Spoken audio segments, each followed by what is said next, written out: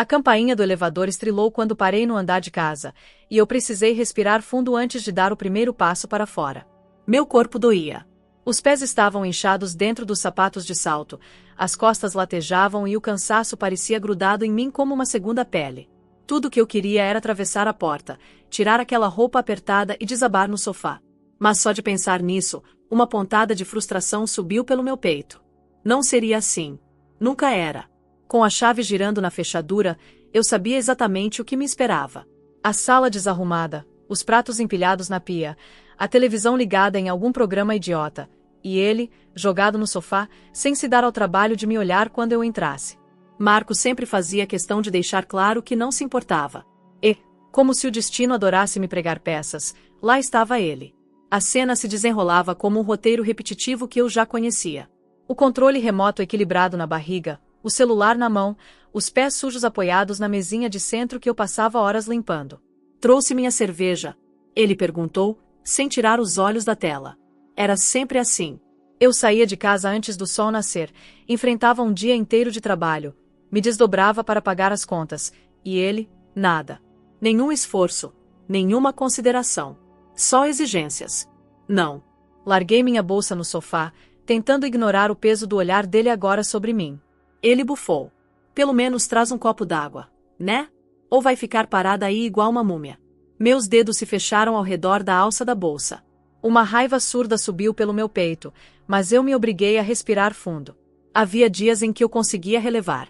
Dias em que eu simplesmente fingia que ele não existia. Mas naquela noite, algo estava diferente. Algo em mim se recusava a engolir calada mais uma vez.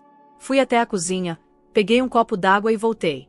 Mas, ao invés de entregar para ele, me sentei na poltrona oposta, bebendo líquido gelado sem pressa. Cadê meu copo? Ele resmungou, impaciente. Na cozinha.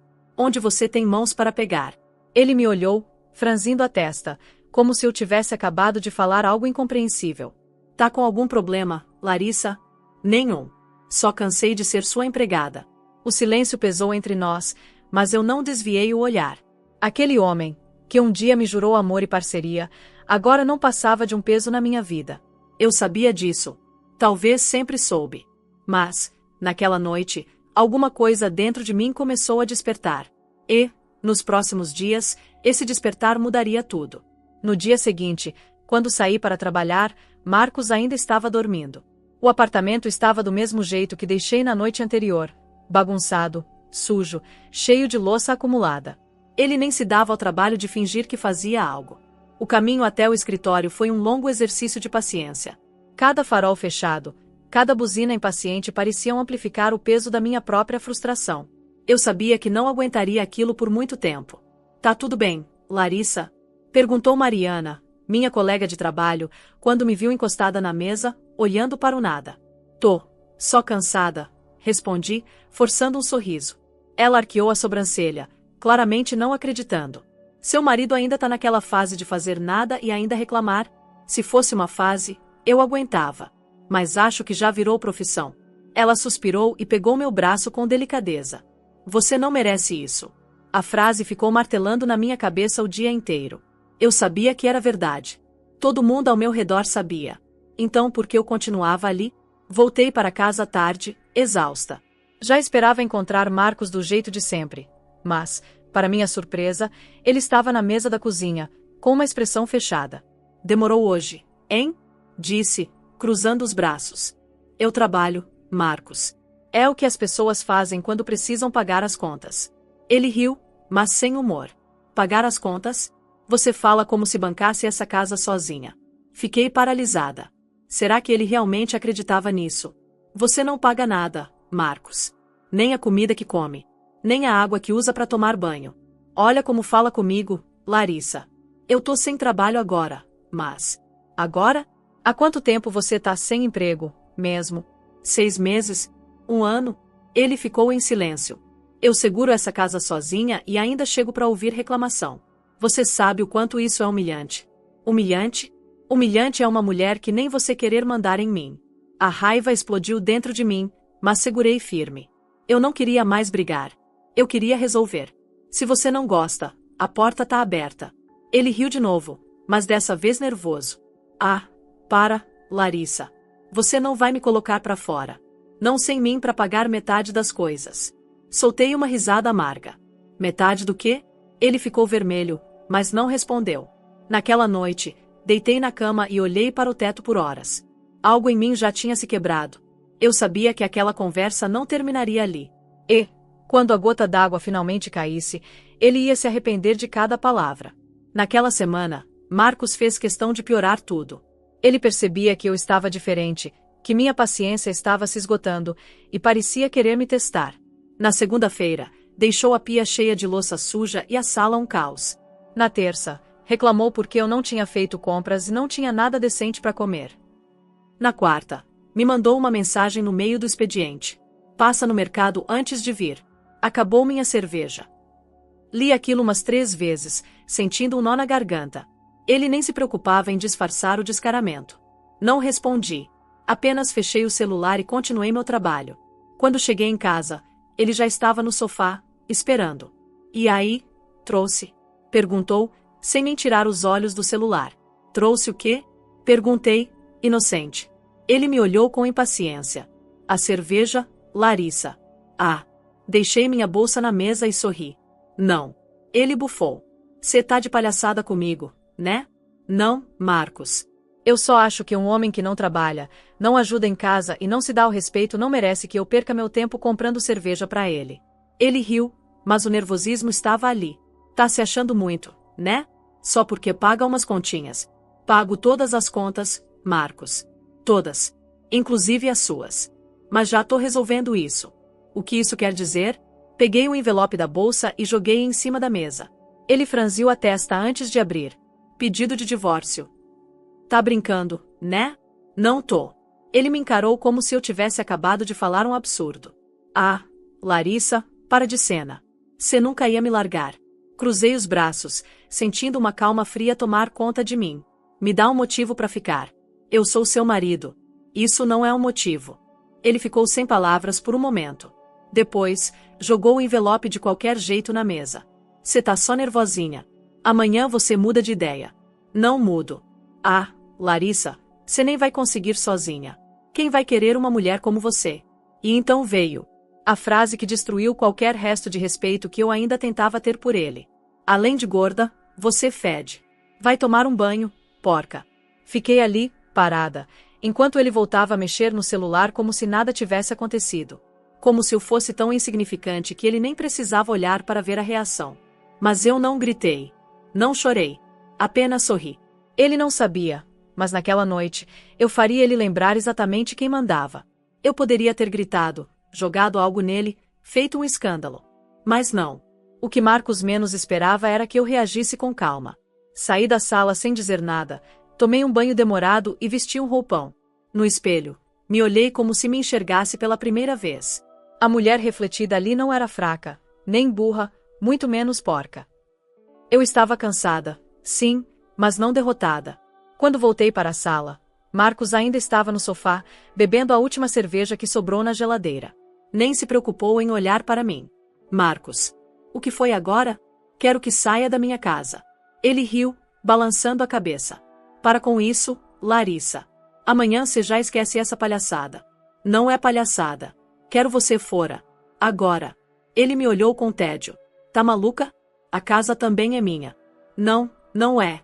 Eu pago o aluguel. Tá no meu nome. As contas também. Você não tem nada aqui. Nem moral. Ele ficou vermelho. Ah, é. E vai fazer o quê? Me jogar pela janela? Não preciso. Fui até minha bolsa, peguei o celular e bem na frente dele, disquei o número do síndico. Boa noite, seu Gilmar. Então, tô precisando da sua ajuda. Tô colocando o Marcos pra fora e queria saber como proceder. Ele não paga nada aqui e não quer sair. Marcos pulou do sofá. Tá me ameaçando, Larissa? Não. Tô resolvendo. Você é ridícula. Quem vai querer uma mulher como você? Respirei fundo. Com certeza, alguém melhor do que um homem folgado e encostado. Ele xingou, bateu o pé, esperneou. Mas quando percebeu que eu estava falando sério, que eu não ia ceder, começou a juntar as coisas dele. Poucas, aliás. A maior parte do que ele usava era meu. Quando passou pela porta, carregando uma mochila velha e uma sacola de supermercado com algumas roupas, me olhou com ódio. Você vai se arrepender. Apenas sorri. Não, Marcos. Pela primeira vez em muito tempo, eu tenho certeza absoluta de que não vou. E bati a porta na cara dele. Assim que bati a porta, fiquei ali parada por um momento, sentindo o silêncio tomar conta da casa. Um silêncio diferente. Não era o silêncio pesado de sempre, aquele que vinha carregado da presença inútil de Marcos largado no sofá. Era um silêncio leve. Um silêncio de liberdade. Fui até a cozinha e me servi de um copo de vinho. Sentei no sofá e, pela primeira vez em muito tempo, respirei fundo sem sentir um peso esmagador no peito. Eu consegui. Eu realmente consegui. Mas eu sabia que Marcos não ia aceitar a derrota tão fácil. Na manhã seguinte, quando saí para o trabalho, dei de cara com ele encostado na portaria do prédio, segurando um saco plástico com algumas roupas. Larissa, a gente precisa conversar. Passei direto. Larissa, não tenho nada para falar com você, Marcos. Ele segurou meu braço, e eu me virei com um olhar tão frio que ele me soltou na mesma hora. Olha, eu falei coisas que não devia ontem. Cruzei os braços. Você me chamou de gorda e de porca, Marcos. Foi isso que você falou. Ele desviou o olhar, coçando a nuca. Eu tava nervoso. Mas, pô, me joga na rua assim? Que tipo de mulher faz isso com o próprio marido? O tipo de mulher que sustentou um homem preguiçoso por anos e ouviu insultos como pagamento. Tá sendo cruel, Larissa. Soltei uma risada curta. Cruel? Eu? Depois de tudo que você fez? Ele abriu os braços, como se tentasse bancar o inocente. Eu só tava passando por uma fase difícil. Você nunca tentou me entender. Fase difícil? Marcos, você ficou anos sem levantar do sofá. Isso não é fase. Isso é sua personalidade. Ele tentou insistir, mas não cedi. Virei as costas e fui trabalhar. Nos dias seguintes, ele continuou insistindo. Mandava mensagens, me ligava, tentava conversar comigo na portaria. Mas eu ignorei todas as tentativas. Até que um dia, as mensagens mudaram de tom. Cê vai ver, Larissa. Eu ainda volto pra essa casa. Isso não acabou. Se acha esperta, né? Mas um dia vai cair do salto. Acha que vai encontrar alguém melhor que eu? Me faz rir. Bloqueei o número dele. Mas a vida seguiu. Aos poucos, fui descobrindo um mundo novo. Um mundo onde eu podia chegar em casa e encontrar tudo exatamente do jeito que deixei. Onde o dinheiro que eu ganhava não desaparecia na conta de um homem preguiçoso. E foi ali, naquela paz recém-descoberta, que me dei conta do que eu realmente queria: me cuidar. Comecei a ir à academia depois do trabalho. Não porque eu queria emagrecer para agradar alguém, mas porque queria me sentir forte, cheia de energia. Passei a investir em mim. Mudei o cabelo, comprei roupas novas. E, pela primeira vez em anos, me senti bonita. Foi então que aconteceu algo inesperado. Certo dia, depois da academia, parei para comprar um suco natural. Enquanto esperava o pedido, um homem ao meu lado me olhou e sorriu. Com licença, eu já te vi por aqui antes, né? Olhei para ele e franzi a testa. Era bonito, alto, moreno, sorriso aberto. Talvez. Eu moro aqui perto. Ele estendeu a mão. Daniel. Hesitei por um segundo, depois apertei sua mão. Larissa. Ele sorriu de novo, e algo dentro de mim, algo que achei que tinha sido apagado pelo tempo e pela convivência com Marcos, reacendeu. Eu ainda era capaz de sentir algo bom. E, naquele momento, soube que minha vida estava só começando. A conversa com Daniel foi breve, mas deixou algo dentro de mim despertando. Depois de tanto tempo sufocada em um relacionamento tóxico, eu havia me esquecido de como era ser notada de verdade. Não aquela atenção vazia que Marcos me dava quando queria alguma coisa, mas um olhar genuíno, interessado. Nos dias seguintes, continuei com minha rotina. Trabalho, academia, casa. E sempre que passava pela lanchonete, via Daniel por lá. Às vezes, trocávamos um sorriso, um aceno discreto. Até que uma noite, ele se aproximou de novo. Então, Larissa, ele segurava um copo de suco e parecia um pouco hesitante, mas determinado. Eu sei que pode parecer direto demais, mas você aceitaria jantar comigo? Fiquei surpresa. Eu não namorava ninguém desde que coloquei Marcos para fora, e sinceramente, nem sabia se estava pronta para isso. Mas algo na leveza de Daniel me fez querer aceitar. Acho que sim. Acho que sim? Ele riu. Preciso transformar esse acho em certeza. Foi impossível não rir também. Tudo bem. Sim, eu aceito. Marcamos para o sábado seguinte. E quando chegou o dia, eu me vi nervosa como há anos não ficava. Escolhi um vestido bonito, fiz uma maquiagem leve e saí para encontrar Daniel. O jantar foi maravilhoso. Ele era engraçado, educado e tinha uma energia boa, tranquila. Me fez rir como eu nem lembrava que sabia.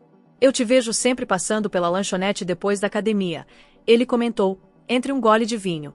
Queria puxar assunto antes, mas sempre parecia tão focada. Eu estava.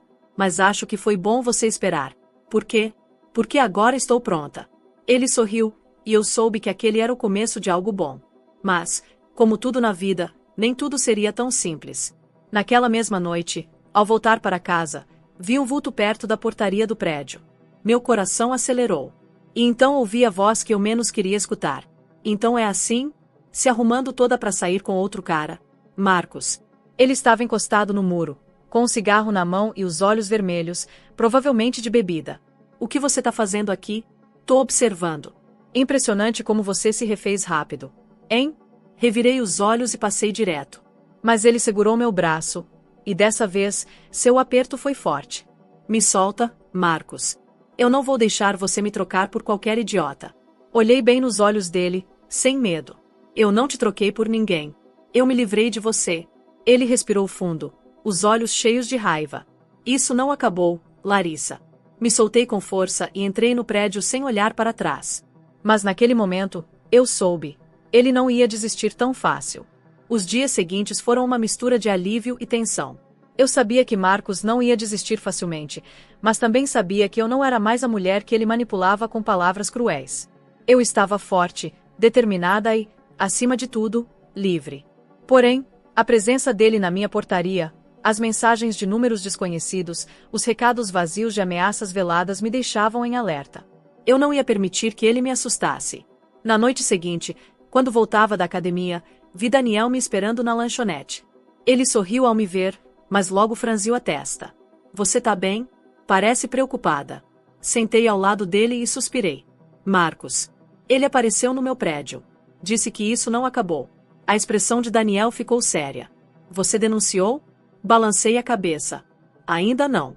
Não tenho provas, só a minha palavra. Ele segurou minha mão sobre a mesa. Larissa, você não precisa passar por isso sozinha. Eu posso te ajudar. Aquele gesto de apoio, tão simples, fez um nó se formar na minha garganta.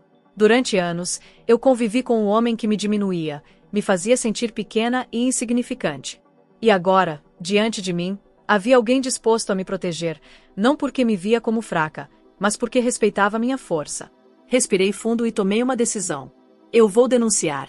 No dia seguinte, fui à delegacia da mulher e fiz um boletim de ocorrência. O policial foi claro.